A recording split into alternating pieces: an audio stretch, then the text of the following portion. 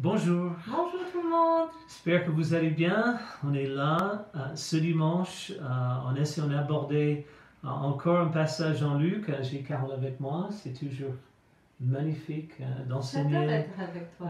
enseigner et partager quelques pensées avec vous ensemble. Ce passage, bien sûr, le titre de ce message, c'est le plus grand message de tous les temps. Et ça, c'est peut-être un peu audacieux, mais c'est bien sûr, on aborde une partie de l'évangile selon Luc où Jésus fait cet enseignement magique, monstrueux, de ses pensées les plus pénétrantes de tous les temps. Et j'espère que pour nous aussi, ça va nous aider à creuser davantage. Bien sûr, on veut non seulement écouter la parole, mais on veut appliquer ça à nos vies et essayer de grandir. Jésus, le plus grand, 2 points, c'est, si vous voulez, pour ce matin, le plus grand challenge. Ça c'est un mot anglais, je fais typiquement pas ça, le plus grand défi. Mais Jésus, il nous lance plusieurs défis tout au long. Et ces défis touchent au plus profond de notre relation avec Dieu, notre confiance en lui et nos relations les uns avec les autres. Et bien sûr, ça c'est l'application de la plupart des enseignements de Jésus touche profondément en application au niveau de nos relations. Le plus grand challenge, Jésus parle de certaines vérités essentielles. Sans ces convictions de base, sans ces vérités ancrées dans nos cœurs, on a vraiment du mal à vivre en bonne santé spirituelle, d'être spirituel et de penser comme Dieu et comme Jésus par rapport à notre vie sur terre. Le premier des challenges, le challenge tout d'abord d'une perspective éternelle. Et bien sûr, il parle du bonheur, du malheur. Il cite ces béatitudes que vous connaissez. Je vous encourage bien sûr de lire ce passage avant et de continuer à lire, regarder ces passages. Mais le bonheur et le malheur, et tout ça, c'est dans un contexte, une perspective éternelle. Il faut considérer notre bonheur et notre malheur dans le contexte d'un monde d'une vie qui ne dure pas sur cette terre à jamais. Il y a les moments favorables et les moments moins favorables, mais selon Jésus, de vraiment trouver le bonheur, il faut tout d'abord une compréhension, une perspective éternelle. Il faut valoriser et mettre en place dans sa vie cette relation avec Dieu, ce contexte de ce qui est le plus important dans la vie. Oui, en fait, je sais pour nous qui sommes disciples de Jésus, on sait que c'est vrai. On sait que quand on a cette perspective éternelle dans nos vies de tous les jours, on est plus heureux. Et c'est une joie qu'on peut porter toujours dans notre cœur, cette relation qu'on a avec le Seigneur, mais aussi les relations qu'on crée entre nous grâce à ça. Et cette perspective éternelle et ce désir de juste vivre pour lui plaire, ça apporte énormément de bonheur dans nos vies de tous les jours. Je sais, dans notre couple aussi, sans cette perspective, je sais pas, je pense que on serait tellement plus concentré sur les petits détails de la vie qui peut plutôt être les obstacles du bonheur, parce qu'on vit pour cette vie et les choses de cette vie et pas pour les choses spirituelles et éternelles. Et son enseignement est un paradoxe, c'est absolument vrai, mais si on ajoute les situations, les contextes, les circonstances difficiles dans la vie, mais si on a une relation avec Dieu, on a une compréhension de l'enjeu éternel de nos vies, de certaines épreuves qui existent dans le monde avec une relation avec Dieu, ça change la perspective. Et même si les choses vont bien, si on n'a pas une relation avec Dieu, il y a quand même des conséquences et une fin à tout ça si on n'a pas cette perspective éternelle. Le deuxième challenge, le challenge d'un amour exceptionnel. Et Jésus parle ici. Ouais, d'un amour exceptionnel.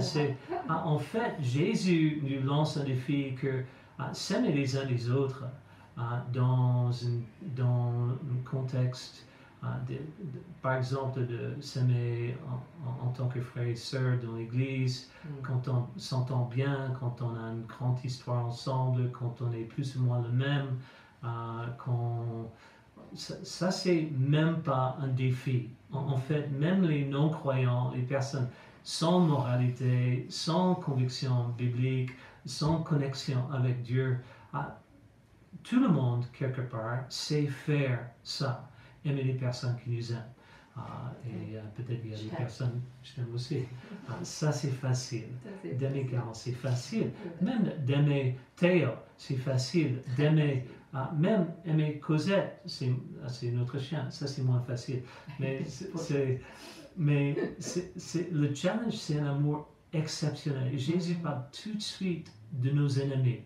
Et peut-être tu ne penses pas avoir des ennemis, mais sûrement vous avez des relations difficiles dans votre vie. J'espère que je ne suis pas la relation difficile dans ta vie, mais peut-être ça se fait de temps en temps. Et comment notre comportement, notre attitude, notre façon d'être dans une relation difficile avec un ennemi, ça c'est le véritable test de notre spiritualité, de notre amour, de notre capacité d'aimer et de le faire de façon surnaturelle.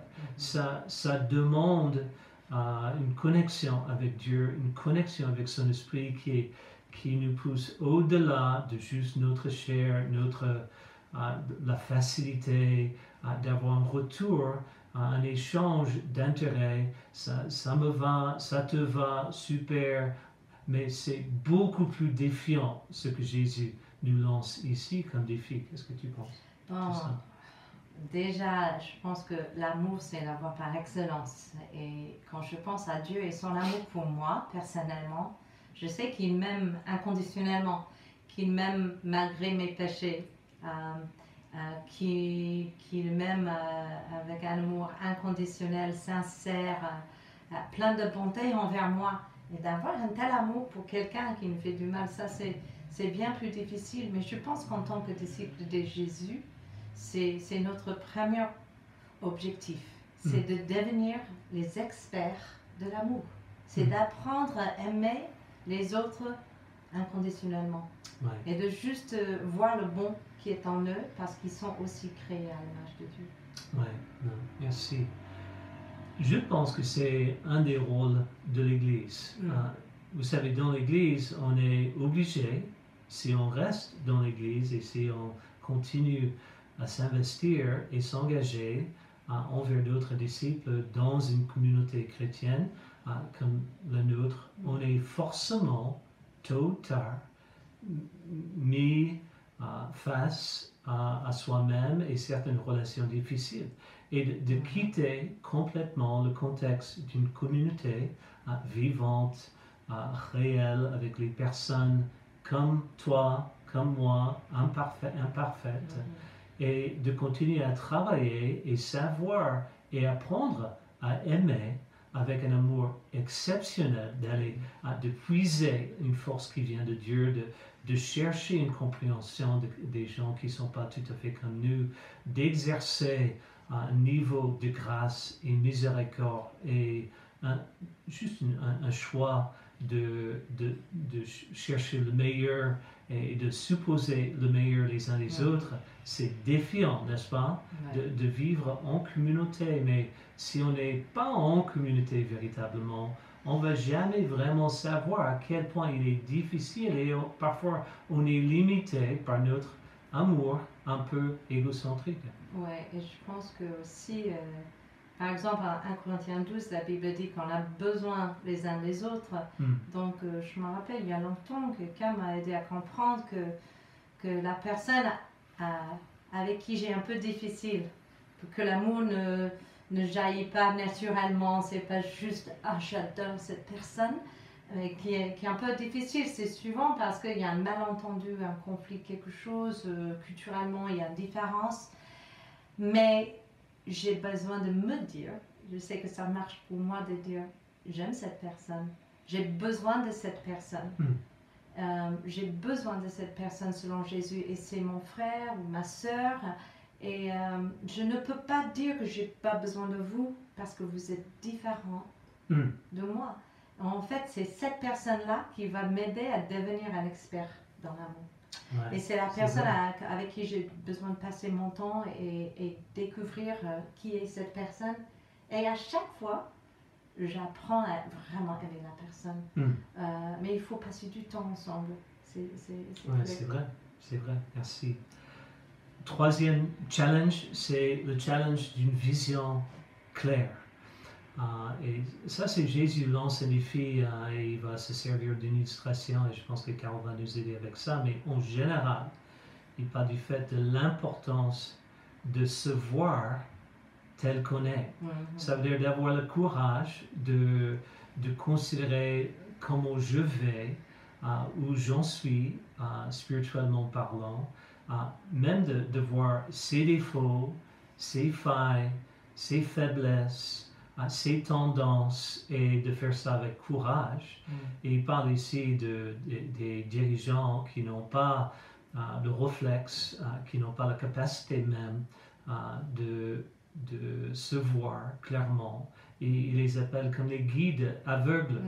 Et je pense que si on n'a pas le courage de s'examiner, le courage de considérer sa propre responsabilité dans un conflit avec quelqu'un ou ses propres faiblesses et de rester humble devant Dieu, devant les hommes, devant son épouse, devant ses enfants, devant ses frères et sœurs, si on n'a pas le courage et la capacité, on ne va jamais vraiment voir clair pour avoir un bon discernement de comment aider les autres et même comment gérer une relation si on n'a pas cette vision claire de nous-mêmes tout d'abord. Qu'est-ce que tu en penses? C'est un passage qui m'a transformée, je pense, et qui continue à me transformer parce que j'en ai toujours besoin. Mais dans ce passage, il dit en Luc, je vais juste peut-être rapidement lire le passage Luc 6, 41. « Pourquoi vois-tu la paille qui est dans l'œil de ton frère et ne remarques-tu pas la poutre qui est dans ton propre œil? Ou comment peux-tu dire à ton frère, frère, laisse-moi enlever la paille qui est dans ton œil, toi qui ne vois pas la poutre qui est dans le tien? Hypocrite, enlève d'abord la poutre de ton œil, et alors tu verras clair pour retirer la paille qui est dans l'œil de ton frère. Et j'adore cette illustration. Jésus, d'abord il dit, on ne la voit pas. On ne voit pas la poutre. Et quand tu penses à une poutre, elle est énorme. Et oui, et ça fait, oui, tu as peur de la poutre. On doit avoir peur de la poutre. Mais la poutre, elle est énorme et elle est dans mon œil. Quand on a une poutre dans l'œil, on ne voit rien. Et même ça, c'est juste une planche. Imagine une vraie poutre. Une vraie poutre de l'époque devait être énorme. Et je sais que pour moi, quand il y a un conflit, un malentendu, un oubli dans la communication, un manque de sensibilité selon moi-même, quand je me sens négligée, affrontée, quand quelqu'un me dit quelque chose juste méchant, ça arrive, hein. Direct, des paroles blessantes, dans une confrontation, des telles situations, tout de suite ça crée une séparation parce que ça c'est le péché. Et on n'est plus unis, on n'est plus dans l'intimité de la relation que Dieu désire pour nous. Et ça peut être notre époux, ça peut être un enfant, ça peut être des parents, des amis, un collègue, comme John disait, patron, frère, sœur, même frère et sœur spirituels, quiconque. Et je sais que quand on se sent blessé, ou il y a d'autres émotions, la colère, la tristesse, peut-être on est un peu déprimé, on se sent mal compris, attaqué, et soit on attaque, soit on se retire. Et, ou soit si on attaque et puis on se retire. Ça peut être moi parfois, c'est un mélange des deux. Mais je sais que ce passage m'aide à voir que j'ai besoin d'aussi contempler, considérer ma propre poutre avant de vouloir aider John ou quiconque qui a un petit paille, faire quelque chose dans ton œil. Mais ça demande de la finesse d'enlever la paille, d'enlever quelque chose de petit dans l'œil de quelqu'un. Et quand moi, j'ai une poutre dans mon œil, comment aider John? Là, je fais avec gentillesse, mais normalement, on arrache l'œil et on est méchant parce qu'on est en colère, parce qu'on ne voit pas notre propre péché, on ne voit pas la poutre. Et ça fait mal aux autres. Et je pense que Jésus, là, il nous donne une clé pour des bonnes relations, que d'abord, il faut s'examiner. Et ça, on a souvent difficile à admettre notre propre tort, notre responsabilité, même dans un conflit. C'est vraiment pas possible pour nous. Mais l'humilité, c'est essentiel. Le courage, comme tu disais, de s'examiner, le courage de même se mettre devant la parole de Dieu. Qu'est-ce que je sais de Dieu et sa parole déjà qui peut m'aider à résoudre ce conflit que j'ai avec l'autre personne. Et parfois aussi, on a besoin d'un ami sage, un ami spirituel. Je suis tellement reconnaissante pour tous les frères et sœurs dans ma vie qui m'ont aidé à voir clair. Même parfois, quand j'avais des conflits avec John, de juste être avec un autre couple pour parler, pour discuter et pour s'examiner ensemble.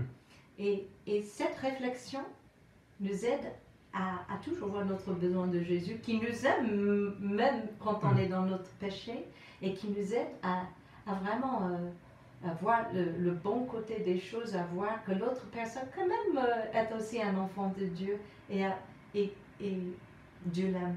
Bon, je vais m'arrêter là, mais voilà l'illustration de la poutre. Merci beaucoup à dire à ce niveau-là, et ça me challenge, ça me lance un défi. Je peux penser à quelques conversations, même dans les semaines précédentes, où je n'avais pas ce réflexe de me voir clair avant de considérer aider quelqu'un d'autre. Je pense que ça c'est sage, et Jésus nous donne les outils de bien gérer nos relations les uns avec les autres. Une quatrième et le dernier challenge ensemble, c'est le challenge d'un discernement correct.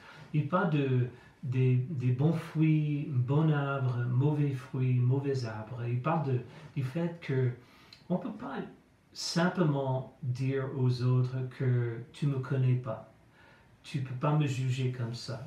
Tu n'as pas le droit de quelque part de porter une opinion forte par rapport à qui je suis et ce que j'ai dans le cœur. On dit ça souvent, n'est-ce pas? Et c'est une tendance. Mais selon ce passage, Jésus nous dit, en fait, on a le droit parce qu'il y a des signes visibles, il y a les réalités. Ce qui est dans le cœur, dans mon cœur et dans ton cœur, ça sort de temps en temps. Et il y a les fruits de ça, il y a les preuves, il y a les signes de ce qui se passe vraiment au niveau du cœur. Et vous connaissez ce passage, n'est-ce pas? En Galates chapitre 5, les œuvres de la nature humaine sont évidentes. Et pensez juste pour l'instant à ce qui sort de votre cœur cette semaine. Pensez à vos relations, vos pensées intérieures, même peut-être une relation difficile ou un conflit, ce qui sort de notre cœur.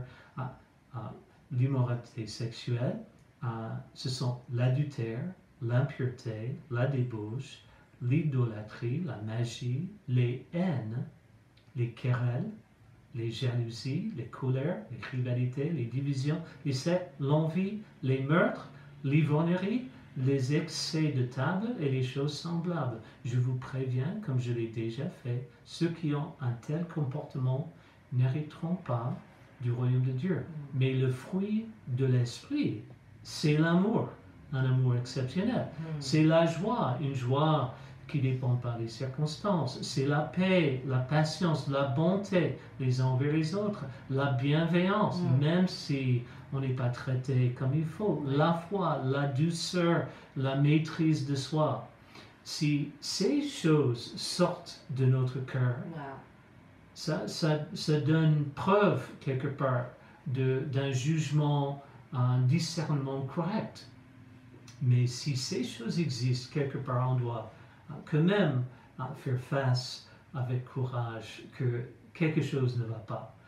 S'il y a des querelles, s'il y a des rivalités, s'il y a des colères, quand je vois telles choses sortent de mon cœur, c'est une alerte, c'est un signe pour moi même visible d'être davantage humble devant Dieu, de demander l'aide, de chercher à même d'aller en profondeur dans mes pensées, dans cette relation particulière pour mieux comprendre et quelque part d'hésiter de porter un jugement et de rentrer dans une situation qui va mal terminer. Tu as une pensée là? Oui, juste une pensée. Je pense que on n'arrive jamais sur cette terre d'être entièrement 100% comme Jésus. C'est vraiment impossible. Et je pense que accepter pour moi que je suis toujours pécheresse et j'ai toujours besoin de sa grâce et j'ai toujours besoin de grandir et j'ai besoin de continuer à fixer mes yeux sur l'auteur et le perfecteur de ma foi, cet amour parfait qui est Jésus. Dieu est amour, et de continuer à permettre d'autres frères et sœurs en qui je peux faire confiance, surtout toi, mon mari, de m'aider avec le scalpel chirurgical parfaite de la parole de Dieu, de m'aider à creuser davantage pour que je puisse continuer à être une femme transformée par cet amour et cette grâce. Et donc, on n'est pas encore arrivé, si on est jeune chrétien, si on est chrétien depuis 36 ans, on a un chemin à faire et il est mieux de le faire ensemble. Amen. Merci beaucoup. Et Jésus termine comme les plus grands discours qui ont jamais été faits. Jésus termine avec le plus grand choix. Et le plus grand choix, il fait illusion à notre façon de construire une maison. Et il y a deux manières de construire une maison, une façon pas très sage, pas très solide, sans vraiment considérer le fondement et le travail nécessaire de creuser et poser un fondement solide pour la vie. Et il fait référence à une confiance qu'on a besoin d'avoir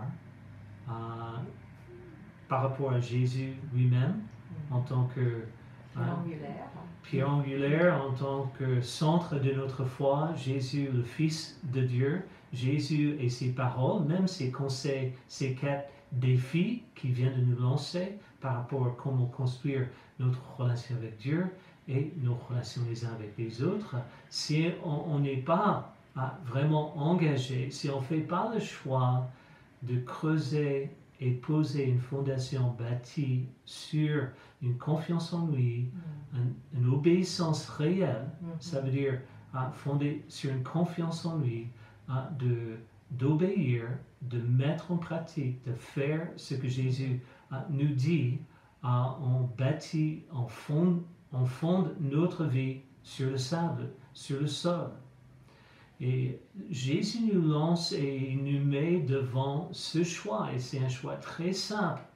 Et si vous n'êtes pas encore chrétien, c'est le choix qui vous lance aussi, il vous demande à faire aujourd'hui. C'est de creuser, de considérer sa parole, son identité, une relation avec Dieu comme fondement pour votre vie, au lieu de continuer à fonder votre vie sur vos opinions, vos désirs, vos émotions, parfois les opinions des autres, les dirigeants aveugles, d'autres influences dans la vie. Dit, ok, arrêtez de fonder et bâtir votre vie. Faites le choix. Choisissez à bâtir votre vie sur moi, ma parole, mon enseignement, mon exemple. Et vous allez voir que même les tempêtes, les difficultés, les challenges réels, les épreuves qui nous tombent tous dessus à un moment donné dans la vie, si on est à un moment donné, si on est défié par ces choses, on va quand même rester solide, debout. Et ça, c'est la promesse que Jésus nous fait. Ici, une pensée pour finir. Juste peut-être une dernière pensée pour nous encore qui sommes chrétiens depuis longue date, depuis peut-être quelques années.